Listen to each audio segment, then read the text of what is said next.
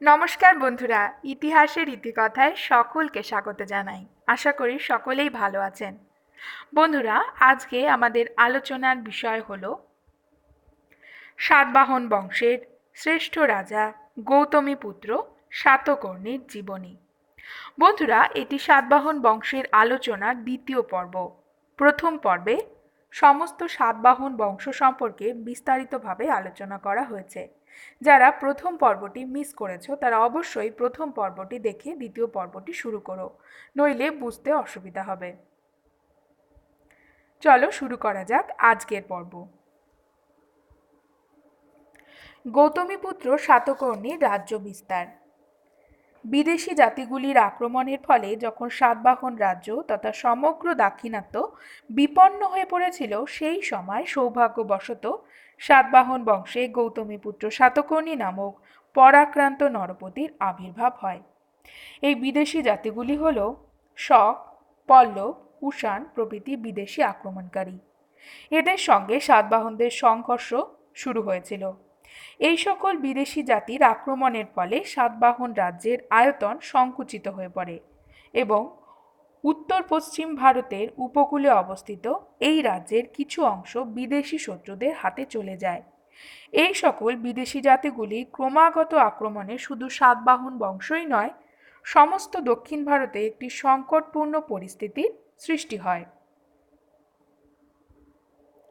গৌতমীপুত্র সাতকর্ণীর রাজত্বকাল খ্রিস্টাব্দ 106 থেকে 131 খ্রিস্টাব্দ পর্যন্ত। তার সম্বন্ধে সবচেয়ে মূল্যবান তথ্য পাওয়া যায় নাসিক প্রশস্তি থেকে। এছাড়াও তার পরিচয় পাওয়া যায় হিউয়েনসাংয়ের বিবরণী থেকে, পুরাণ থেকে এবং যোগালথেম্বিতে প্রাপ্ত মুদ্রা থেকেও। গৌতমীপুত্র সাতকর্ণীর মৃত্যুর পর 19 বছর পরে তার মা নাসিক প্রশস্তি রচনা করেন। এই লেখটিতে তিনি তার পুত্রের অতীত কীর্তিকাহিনী স্মরণ এবং লিপিবদ্ধ করেছিলেন। নাসিক প্রশস্তিতে গৌতমীপুত্র সাতকর্ণীকে শুধু যোদ্ধা হিসেবেই বর্ণনা করা হয়নি, তাকে সংস্কারক হিসেবেও বর্ণনা করা হয়েছে। শকদের সাথে সংঘর্ষ। গৌতমীপুত্র সাতকর্ণী যে শুধু সাতবাহন বংশের বিলুপ্ত মর্যাদা পুনরুদ্ধার করেছিলেন এমন নয়, বহু রাজ্য জয় করে তিনি সাতবাহন সাম্রাজ্যের আয়তনও বৃদ্ধি করেন। সিংহাসন আরোহণ করে তিনি মালব ও কাথিয়াবাড়ের শক শাসকদের পরাজিত করে দাক্ষিণাত্যে সাতবাহন রাজ্যের লুপ্ত অঞ্চল পুনরুদ্ধার করেন। এরপর তিনি গুজরাট ও রাজপুতানার বহু অঞ্চল নিজের সাম্রাজ্যভুক্ত করেছিলেন। খহরত নামে শকদের অন্যতম শাখার শাসক নহপানকে গৌতমীপুত্র পরাস্ত করেছিলেন, কিন্তু শকদের আরেকটি শাখা কর্দমক তাকে পরাস্ত করে। এই শাখার প্রতিষ্ঠাতা চষ্টন গৌতমীপুত্রের সমসাময়িক ছিলেন।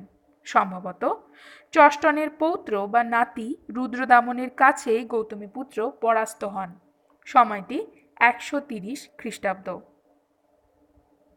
টলেমির গ্রন্থ এবং জুনাগড় শিলালিপিতে এই ঘটনার উল্লেখ আছে।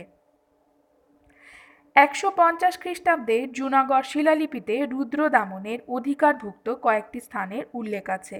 সেগুলি হল আকার, সুরাষ্ট্র, অবন্তী, অপরান্ত ইত্যাদি। এই নামগুলি নাসিক প্রশস্তিতেও পাওয়া যায়।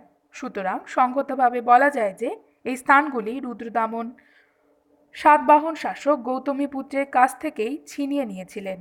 শকদের আক্রমণাত্মক কার্যকলাপ থেকে সাতবাহন রাষ্ট্রের নিরাপত্তার জন্য গৌতমীপুত্র তার পুত্র বশিষ্ঠিপুত্র পুলুমাইর সঙ্গে রুদ্রদামনের কন্যার বিয়ে দেন।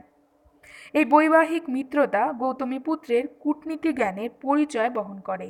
অবশ্য এই মিত্রতা বেশি দিন সাতবাহনদের রক্ষা করতে পারেনি।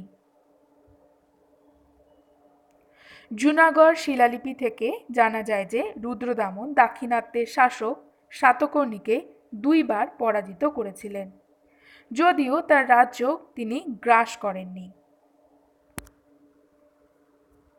গৌতমী বলশ্রীর শিলালিপি।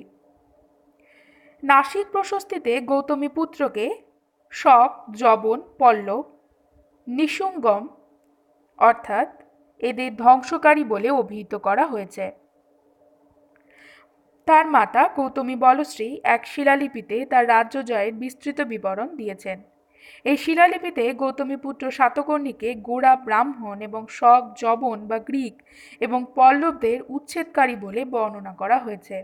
এছাড়া এই শিলালিপিতে তাকে উত্তর কঙ্কন, সৌরাষ্ট্র, অবন্তী বা বর্তমান পশ্চিমবাংলা প্রভৃতি দেশের অধীশ্বর বলা হয়েছে। অন্ধ্রদেশ তার রাজ্যভুক্ত ছিল কিনা সে বিষয়ে সন্দেহ আছে।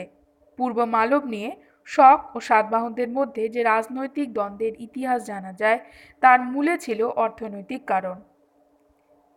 এই অঞ্চলে হীরার খনি ছিল এবং এই খনির ওপর দুজনেই নিয়ন্ত্রণ প্রতিষ্ঠা করতে চেয়েছিলেন।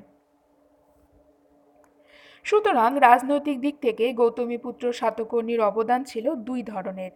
একদিকে বৈদেশিক শক্তিকে প্রতিহত করে নিরাপত্তা বিধান করা, অন্যদিকে বিভিন্ন আঞ্চলিক শক্তিকে প্রতিহত করে সাতবাহন রাজ্যের সম্প্রসারণ।